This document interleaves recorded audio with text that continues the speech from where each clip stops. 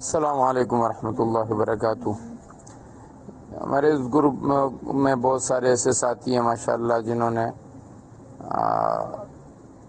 پچھلی زندگیوں کو چھوڑا، اللہ نے توفیق عطا فرمائی اور نئی زندگی شروع کی، اللہ کو راضی کرنے والی زندگی، اللہ کے نبی کی سنتوں والی زندگی، اور پھر الحمدللہ اس میں بھی انہوں نے ترقی کی اور آج ان کی وہ سنت والی زندگی ان کی پہچان بن چکی ہے اور اسی سے پہچانے جاتے ہیں۔ بہت سارے لوگ ان کو جو اس زمانے کے ان کے دوست تھے وہ اب ان کے دوست نہیں رہے، اور موجودہ زمانے کے دوست ان کے دوست ہیں جو ان کی دینداری کی وجہ سے ان کو جانتے ہیں۔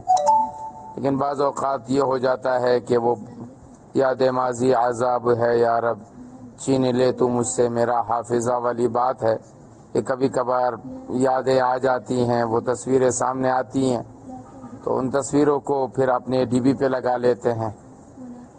گویا ایک طرح سے میں یہ سمجھتا ہوں کہ یہ اپنے گناہوں پر لوگوں کو گواہ بنانے والی بات ہے۔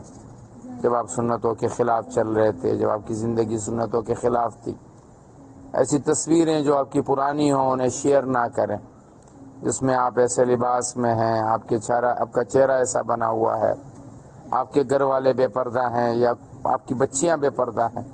ٹھیک ہے، اس زندگی سے آپ نے توبہ کی، اللہ نے اس کو نسین منسیہ کر دیا اپنی کتابوں میں سے، گویا کہ تم نے کیا ہی نہیں۔